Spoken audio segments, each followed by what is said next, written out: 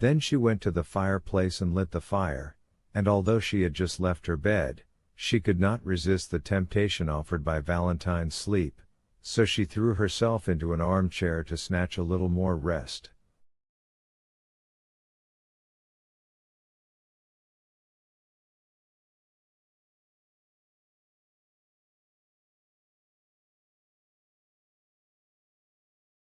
The clock striking 8 awoke her.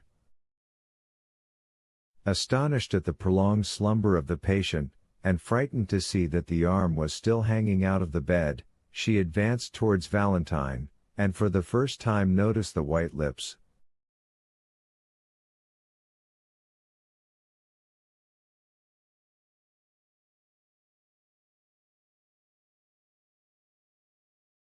She tried to replace the arm, but it moved with a frightful rigidity which could not deceive a sick nurse.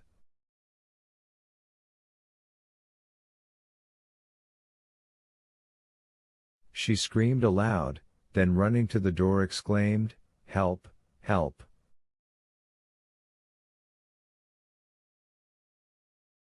"What is the matter?" asked M. d'Avrigny, at the foot of the stairs, it being the hour he usually visited her.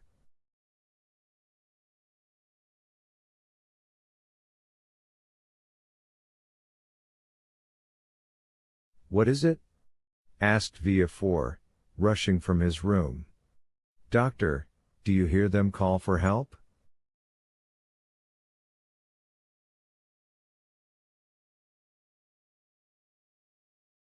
"Yes, yes, let us hasten up." It was in Valentine's room.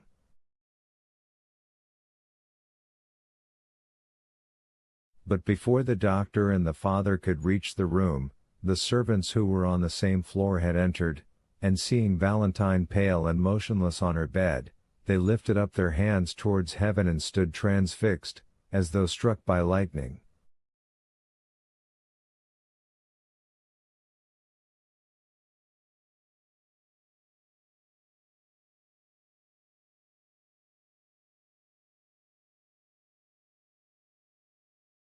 "Call Madame de Villefort.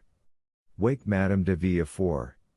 cried the procureur from the door of his chamber, which apparently he scarcely dared to leave.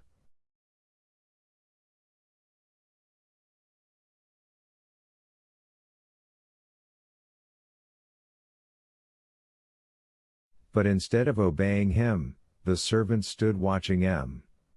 d'Avrigny, who ran to Valentine, and raised her in his arms.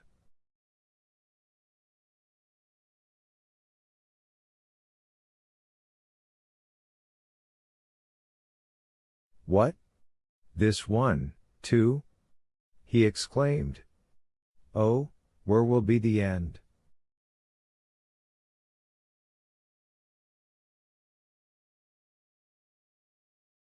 Villefort rushed into the room. "What are you saying, doctor?" he exclaimed, raising his hands to heaven.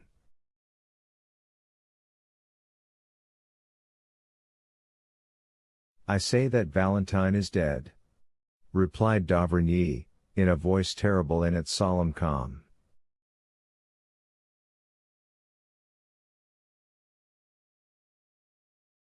M. de Villefort staggered and buried his head in the bed. On the exclamation of the doctor and the cry of the father, the servants all fled with muttered imprecations. They were heard running down the stairs and through the long passages. Then there was a rush in the court. Afterwards all was still. They had, one and all, deserted the accursed house.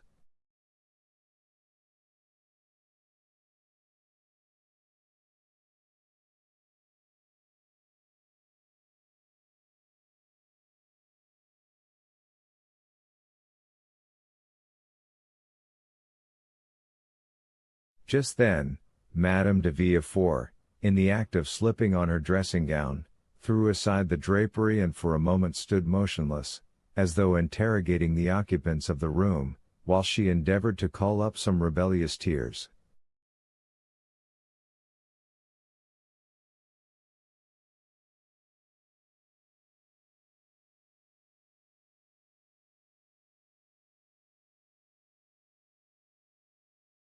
On a sudden she stepped, or rather bounded, with outstretched arms, towards the table.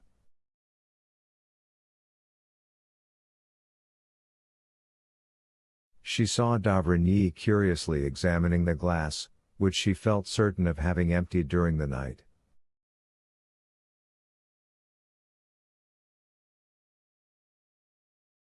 It was now a third full, just as it was when she threw the contents into the ashes.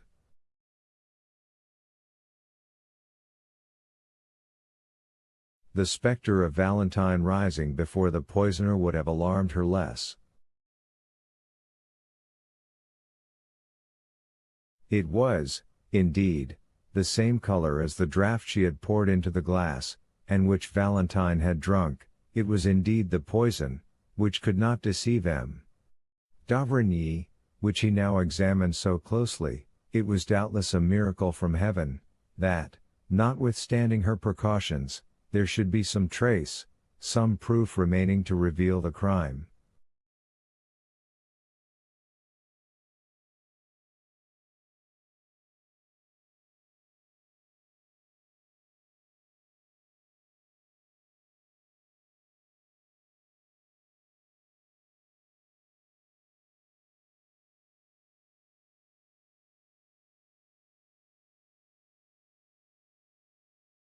While Madame de Villefort remained rooted to the spot like a statue of terror, and Villefort, with his head hidden in the bedclothes, saw nothing around him, d'Avrigny approached the window, that he might the better examine the contents of the glass, and dipping the tip of his finger in, tasted it.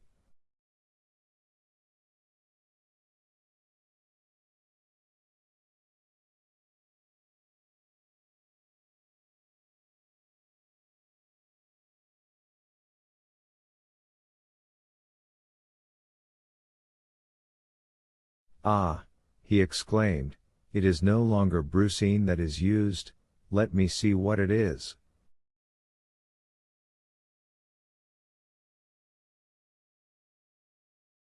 Then he ran to one of the cupboards in Valentine's room, which had been transformed into a medicine closet, and taking from its silver case a small bottle of nitric acid, dropped a little of it into the liquor, which immediately changed to a blood-red color.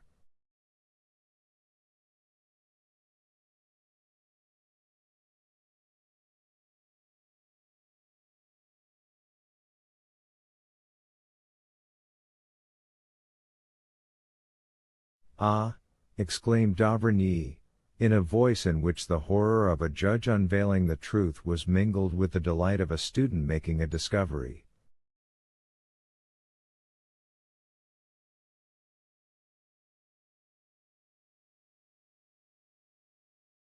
Madame de Villefort was overpowered, her eyes first flashed and then swam, she staggered towards the door and disappeared.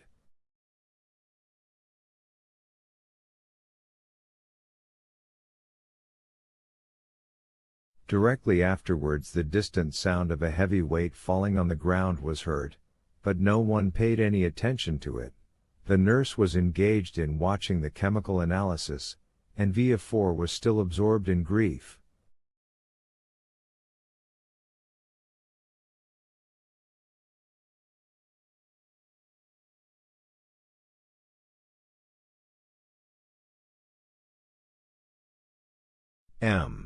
D'Avrigny alone had followed Madame de Villefort with his eyes, and watched her hurried retreat.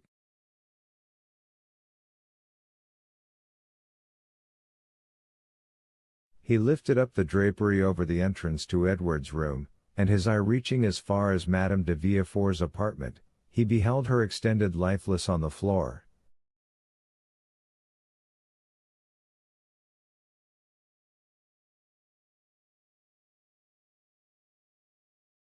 Go to the assistance of Madame de Villefort, he said to the nurse.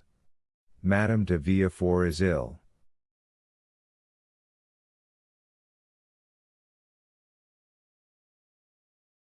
But Mademoiselle de Villefort, stammered the nurse. Mademoiselle de Villefort no longer requires help, said d'Avrigny, since she is dead.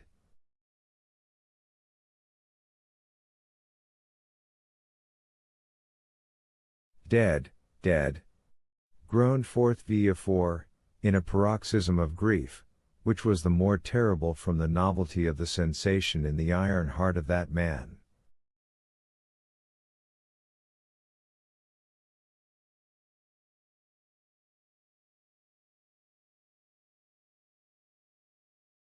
Dead, repeated a third voice. Who said Valentine was dead?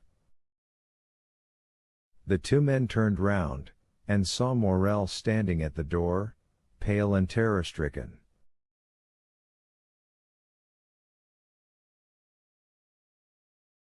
This is what had happened. At the usual time, Morel had presented himself at the little door leading to Noirtier's room.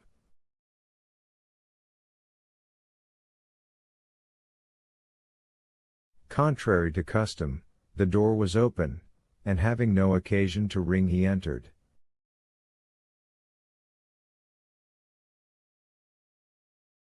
He waited for a moment in the hall and called for a servant to conduct him to M. Noirtier, but no one answered, the servants having, as we know, deserted the house.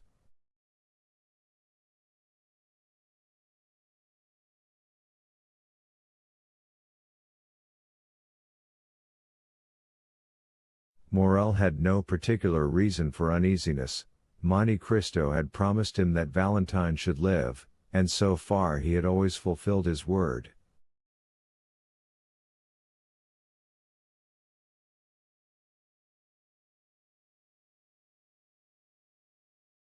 Every night the Count had given him news, which was the next morning confirmed by Noirtier.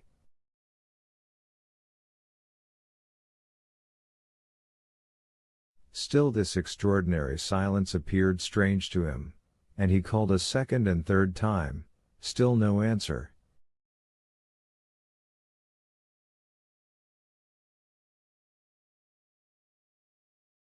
Then he determined to go up. Noirtier's room was opened, like all the rest.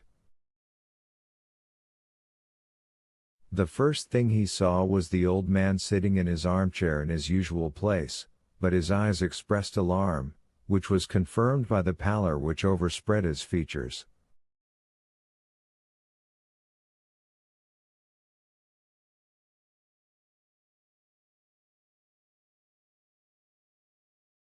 "How are you, sir?" asked Morel, with a sickness of heart.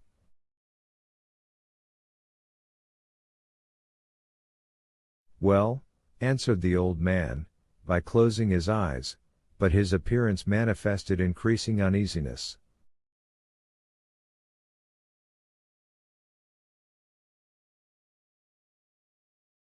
"You are thoughtful, sir," continued Morel.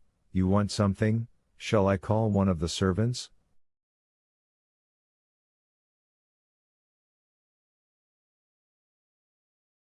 "Yes," replied Noirtier. Morel pulled the bell, but though he nearly broke the cord no one answered. He turned towards Noirtier. The pallor and anguish expressed on his countenance momentarily increased.